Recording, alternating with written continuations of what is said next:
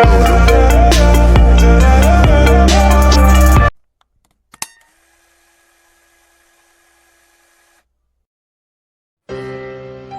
apakah warna cinta? Apakah merah muda mewakili rekahannya? Ataukah kelabu mewakili pecahannya? Halo semuanya, selamat datang kembali di Siniar Alternity.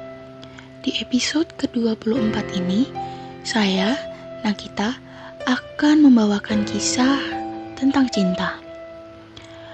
Bicara tentang cinta, ada yang bilang cinta itu sederhana, ada juga yang bilang rumit. Tapi bagaimana jika cinta itu adalah sebuah konspirasi? Pernahkah kamu merasa bahwa skenario hidupmu sudah diatur oleh takdir?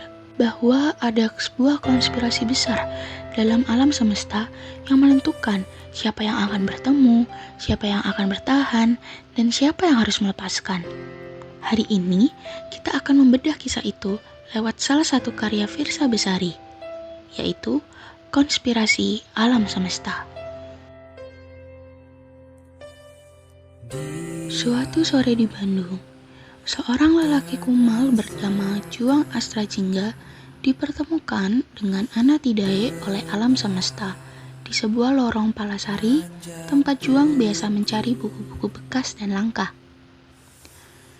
Pertemuan itu mungkin terdengar sangat klise. Mereka bertabrakan di lorong toko literasi, menjatuhkan buku-buku Ana Tidae dan Juang ikut membereskan. Bagusnya, alam semesta tidak mempertemukan mereka satu kali. Ana dan Juang terus dipertemukan dengan cara-cara yang lain. Salah satunya, ketika Juang yang seorang jurnalis harus meliput kisah seorang sinden internasional yang telah wafat melalui sang anak. Iya, Ana Tidae adalah anak sang sinden. Sosok Ana Tidae pun mulai mengisi relung hati Juang. Secara perlahan, Juang telah jatuh hati.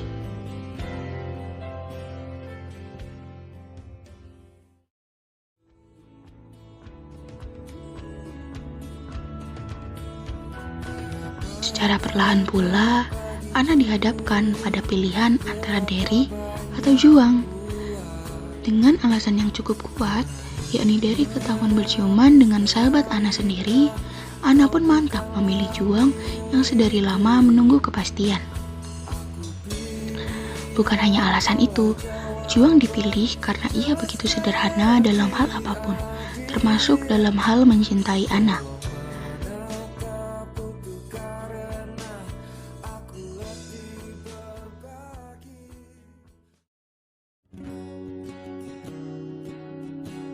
Juang juga merupakan aktivis sosial yang memiliki jiwa nasionalisme tinggi serta menyukai alam, sajak, dan sastra.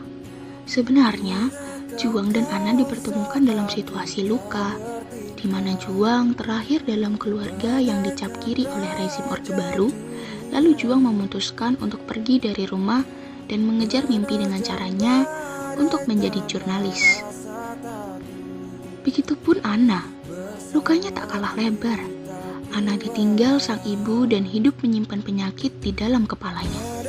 Pingsan dan mimisan pun menjadi hal yang biasa terjadi pada Ana. Namun, mereka dipertemukan justru untuk saling melengkapi, saling menutupi luka.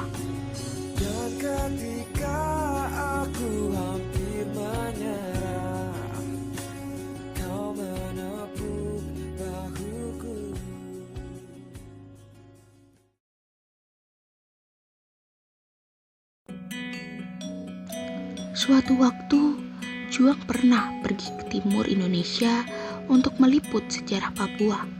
Selama di sana, Juang tak pernah lupa mengabari Ana bahwa ia baik-baik saja. Sampai suatu ketika, Juang tak mengabari selama berbulan-bulan. Ya, Juang tertangkap oleh kelompok separatis yang menuntut kemerdekaan wilayahnya. Namun, alam semesta kembali bersua. Dengan cara yang entah kebetulan atau tidak, Juang bisa kembali pulang ke Bandung. Kisah cinta dua manusia memang tidak selalu berjalan indah. Akan ada ujian-ujian berupa kesalahpahaman, sakit yang mendera, sampai harus bertengkar. Melihat pelukis jalanan menggoreskan cerita tentang canda dan tawa. Kemudian, Juang memutuskan pergi dari Ana setelah menyaksikan Ana dirangkul oleh Derry, sang mantan pacar. Juang pergi ke Nias dengan dalih menjalankan tugas jurnalis, padahal pergi mengobati luka. Panggilan dari Ana Tidai pun tidak pernah disahutnya, hingga akhirnya ayah Ana yang harus menghubungi Juang, mengabari bahwa Ana harus menjalankan operasi atas penyakit di kepalanya. Alangkah terkejutnya Juang kala ia baru mengetahui belahan jiwanya sedang terluka parah. Juang memutuskan untuk kembali pulang, membujuk dan menemani Ana menjalankan operasi demi kesembuhannya. Tidak hanya itu, dengan uang seadanya, Juang ikut membantu ayah Ana dalam melunasi biaya operasi Ana yang cukup mahal. Dan kemudian, Ana sembuh. Juang dan Ana memutuskan untuk menikah, melanjutkan hidup di rumah impian Ana. Sebuah rumah sederhana bercat putih dengan pohon besar bergantung di ayunan.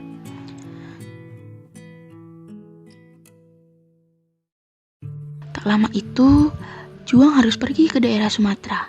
Jiwa sosialnya terpanggil untuk membantu warga desa yang terdampak gunung meletus. Terlebih lagi, keluarga Dude, kawan Juang, juga terdampak peristiwa bencana alam tersebut. Ana sebenarnya sempat menolak. Ia khawatir Juang akan kenapa-napa, seperti kejadian di Papua dulu. Namun, Juang meyakinkan Ana bahwa ia akan kembali dengan sehat. Namun, alam semesta berkehendak lain. Juang mati terbakar awan panas gunung meletus. Juang kembali ke hadapan Ana hanya dalam bentuk jasad terkapar, meninggalkan Ana yang tengah mengandung anaknya. Mimpi buruk ini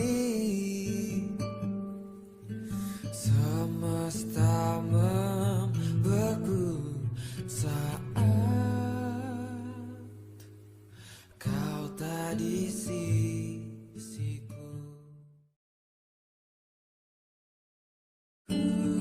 Setelah berbulan-bulan, anak Juang dan Ana lahir dan diberi nama Ilya Astra Jingga. Ilya adalah singkatan dari I love you always, yang biasa diucapkan Juang dan Ana. Sedangkan Astra Jingga adalah nama belakang Juang. Ana menghabiskan waktu untuk belajar mengobati rasa sakit, belajar untuk percaya dan menjalani kehidupan lagi tanpa sosok Juang di sisinya. Tanpa diduga, Dude memberikan kartu memori kecil yang berisikan suara Juang pada detik-detik terakhir sebelum kematiannya. Mendengarnya, Ana menangis. Ia tentu saja merindukan Juang, tapi hidup harus terus berjalan. Dan ia tidak pernah sendiri. Ada sosok ayah Ana di sampingnya, ada keluarga Juang yang senantiasa dekat, ada kawan-kawan Juang yang setia, ada sahabat Ana, dan tentunya ada Ilya Astra Jingga, darah daging Juang yang akan menjaga Ana sampai tua kelak. Raga untuk berlindung, pasti kau temukan aku di garis terdepan,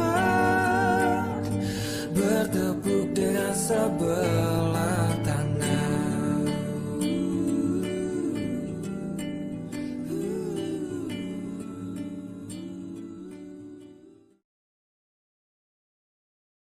Karya dari Bung Firsa ini merupakan salah satu dari karya terbaiknya.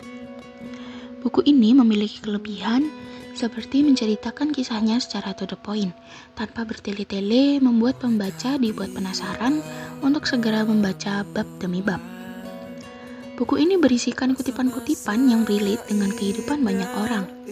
Tidak hanya itu, kutipan dan kalimat-kalimat indah tersebut mampu dikemas oleh penulis dengan bahasa yang puitis dan juga indah.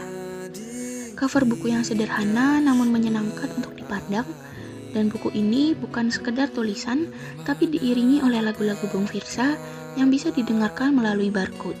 Itulah mengapa buku ini disebut sebagai albook atau album buku. Namun, tidak ada hal yang sempurna di dunia ini. Di balik semua kelebihan itu, novel ini juga memiliki kekurangan. Seperti konflik diceritakan dengan sederhana dan tidak terlalu kompleks. Misalnya masalah yang dialami Juang dan kawan-kawannya di Papua hanya diceritakan dalam 1-3 bab saja dari keseluruhan bab. Yang kedua, novel konspirasi alam semesta ini dituliskan Firsa Bersari dengan bahasa yang indah, seperti syair dan sajak. Penggunaan bahasa ini menjadikan novel ini menarik, tetapi di sisi lain dapat dinilai terlalu tinggi, sehingga tidak semua orang dapat memahami makna yang disampaikan secara benar. Konspirasi alam semesta adalah pengingat bahwa cinta sejati bukanlah tentang akhir yang bahagia, tapi tentang perjalanan dan perjuangan untuk tetap bertahan, bahkan saat alam semesta seolah sedang berkomplot melawan kita. Novel ini mengajarkan kita tentang bagaimana menerima kehilangan, menghargai waktu, dan menemukan kekuatan dalam ketidaksempurnaan. Juang dan Ana sudah menunjukkan pada kita para pendengar bahwa cinta tidak selalu tentang kata-kata manis. Cinta mereka adalah tentang perjalanan panjang di tengah badai, di mana salah satu dari mereka harus menghadapi penyakit, dan yang lain harus memilih antara pengabdian dan kehadiran.